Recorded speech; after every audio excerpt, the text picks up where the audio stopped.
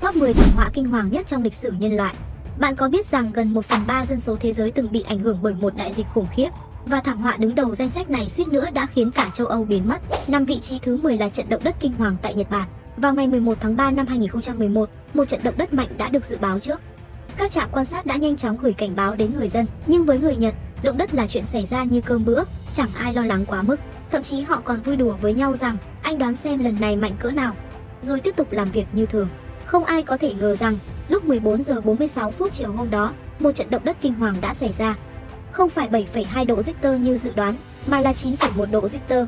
Mặt đất rung chuyển, đảo Honshu dịch chuyển sang phía đông 2,4 m và thậm chí trục trái đất cũng bị lệch 25 cm. Chỉ vài phút sau, một cơn sóng thần cao hàng chục mét đã ập đến, cuốn phăng mọi thứ trên đường đi của nó. Thảm họa này đã khiến hơn 15.000 người thiệt mạng và gây thiệt hại lên tới 500 tỷ Yên Nhật.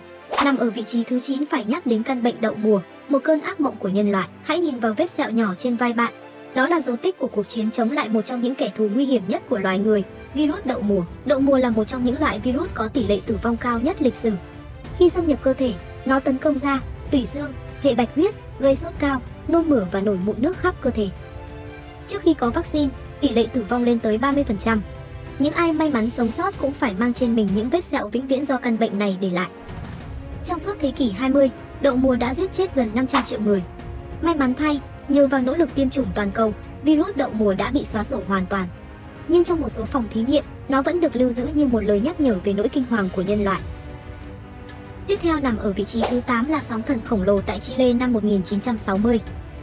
Vào tháng 5 năm 1960, trận sóng thần lớn nhất trong lịch sử nhân loại đã tấn công Chile. Sau một trận động đất cực mạnh, người dân bàng hoàng nhận ra nước biển đang rút nhanh, để lộ phần đáy đại dương chưa từng thấy. Những người có kinh nghiệm biết rằng đây là điềm báo của một thảm họa khủng khiếp và lập tức bỏ chạy lên núi. Khoảng 15 phút sau, một bức tường nước cao tới 25 mét ập vào đất liền, cuốn trôi toàn bộ nhà cửa, tàu thuyền, biến thành phố ven biển thành đống đổ nát. Toàn bộ quá trình chỉ diễn ra vài giờ. Người dân bị vùi trong các đống đổ nát vẫn có thể sống sót, nhưng sau đó bị nước biển cuốn đi không thương tiếc. Thảm họa này cuối cùng đã cướp đi sinh mạng của 6.000 người. Thảm họa đã gây thiệt hại 800 triệu đô la Mỹ, một con số thực sự khổng lồ vào thời điểm đó. Chiếm ngự ở vị trí thứ 7 là cơn lốc xoáy chết chóc tại Hoa Kỳ. Vào năm 2011, nước Mỹ đã chứng kiến trận lốc xoáy mạnh nhất lịch sử. Thông thường, các cơn lốc xoáy chỉ đạt vận tốc khoảng 100 km/h, người dân còn có thể lái xe bỏ chạy.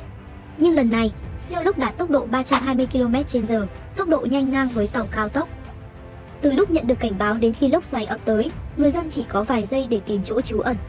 Những ai chậm chân đã không còn cơ hội chạy thoát. Sức mạnh khủng khiếp của nó tương đương với hàng chục tấn thuốc nổ phát nổ cùng lúc. Kết quả, 550 người tử vong, thiệt hại hơn 10 tỷ USD. Ở vị trí thứ 6 chúng ta sẽ nhắc đến trận động đất tại Đường Sơn, Trung Quốc vào năm 1976. Ngày 28 tháng 7 năm 1976, một trận động đất mạnh 7,8 độ Richter đã san phẳng thành phố công nghiệp Đường Sơn, Trung Quốc, chỉ trong 23 giây. Toàn bộ thành phố chìm trong bóng tối, 242.769 người đã thiệt mạng. Đây là một trong những con số thương vong cao nhất lịch sử. Thời điểm xảy ra động đất là 3 giờ sáng, khi mọi người còn đang say ngủ. Không ai kịp phản ứng, hàng ngàn ngôi nhà sụp đổ, chôn vùi hàng chục nghìn người trong chớp mắt. Đường xá hư hại, đường sắt cong queo, xe cứu hộ không thể tiếp cận hiện trường. Các đội cứu hộ buộc phải đi bộ hàng giờ, dùng tay không để đào bới đống đổ nát, cố gắng cứu lấy từng mạng sống. Dù là một thảm họa kinh hoàng, nhưng tinh thần đoàn kết của con người đã giúp họ vượt qua những thời khắc khó khăn nhất. Ở vị trí thứ 5 chúng ta phải nhắc đến đại dịch cúm Tây Ban Nha vào năm 1918. Một trong những đại dịch chết chóc nhất trong lịch sử nhân loại chính là cúm Tây Ban Nha. Chỉ trong vòng 2 năm, khoảng 500 triệu người, tức gần 1/3 dân số thế giới khi đó đã bị nhiễm bệnh. Đại dịch này bùng phát trong thời kỳ chiến tranh thế giới thứ nhất, khi binh lính di chuyển khắp nơi, mang theo virus lan rộng trên toàn cầu. Tuy nhiên, do các quốc gia tham chiến đều cố tình che giấu thông tin, chỉ có Tây Ban Nha công khai số liệu, khiến cả thế giới lầm tưởng rằng dịch bệnh chỉ xảy ra ở nước này. Vì thế, nó được gọi là cúm Tây Ban Nha.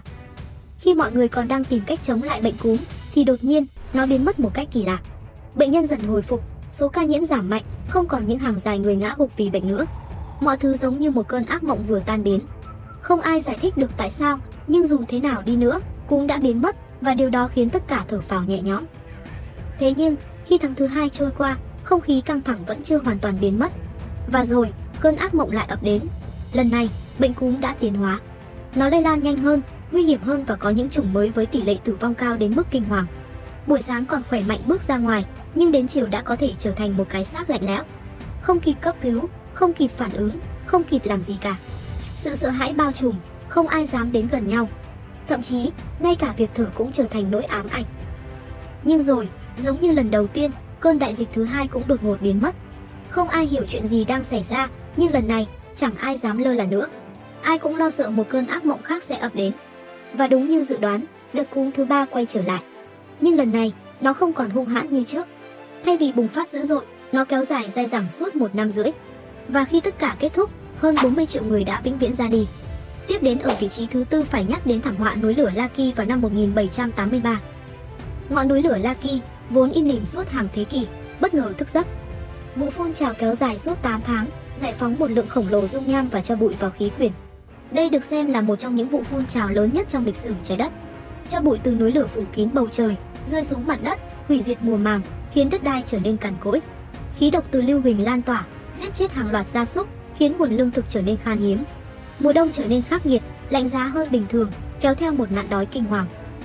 Kết quả, khoảng 25% dân số Iceland đã thiệt mạng, chưa kể hàng ngàn người ở Siberia và châu Âu cũng chịu ảnh hưởng do khí hậu biến đổi bất thường.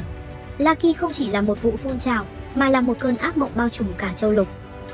Vị trí thứ ba là trận tuyết lở kinh hoàng tại Peru năm 1970. Ngày 31 tháng 5 năm 1970, dãy núi Huascaran, đỉnh núi cao nhất Peru, chứng kiến một trong những thảm họa tự nhiên khủng khiếp nhất trong lịch sử nhân loại. Trước khi thảm kịch xảy ra, người dân dưới chân núi bỗng nghe thấy một tiếng sấm vang trời không phải do cơn bão, mà là dấu hiệu của đại thảm họa.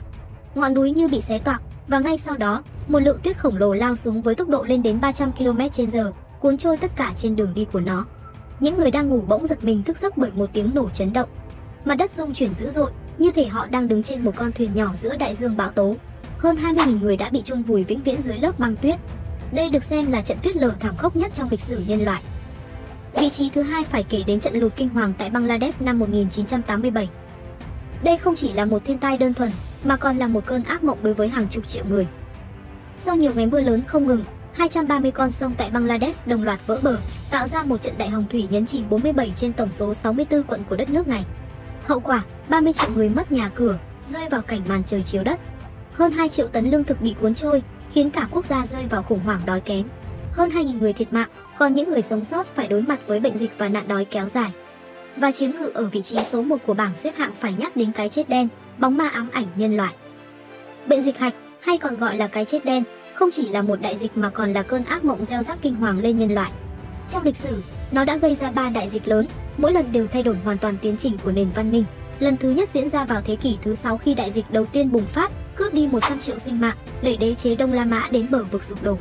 Lần thứ hai vào thế kỷ 14, cái chết đen đã quét qua châu Âu, châu Á và bờ biển Đông Phi, xóa sổ 1/3 dân số châu Âu chỉ trong vòng vài năm. Lần thứ ba xuất hiện vào thế kỷ 19. Dịch bệnh đã tấn công hơn 60 quốc gia, lan rộng khắp châu Á và châu Mỹ. Bệnh dịch hạch không chỉ là một thảm họa sinh học, mà còn là một vũ khí chết người. Vào năm 1347, nó từng được sử dụng như một dạng vũ khí sinh học trong chiến tranh, khiến dịch bệnh bùng phát không kiểm soát. Hàng triệu người chết, nhiều quốc gia suýt bị xóa sổ khỏi bản đồ thế giới. Điều đáng sợ hơn cả là, bệnh dịch hạch vẫn chưa hoàn toàn biến mất. Dù khoa học ngày nay đã có thể kiểm soát phần nào, nhưng thi thoảng nó vẫn xuất hiện, như một lời nhắc nhở rằng nhân loại không bao giờ có thể lơ là trước những hiểm họa vô hình. Từ núi lửa phun trào, tuyết lở, lũ lụt cho đến dịch bệnh, mỗi thảm họa thiên nhiên hay dịch bệnh đều khiến nhân loại nhận ra sự nhỏ bé của mình trước sức mạnh của tự nhiên. Nhưng dù đứng trước những hiểm họa không thể tránh khỏi, chúng ta vẫn có một vũ khí mạnh nhất, sự đoàn kết. Chỉ có đoàn kết, con người mới có thể sinh tồn, vượt qua mọi thử thách và tiếp tục tiến về phía trước. Cảm ơn các bạn đã theo dõi video. Hãy để lại ý kiến của cá nhân bạn về các thảm họa ở trên nhé. Hẹn gặp lại các bạn ở các video tiếp theo.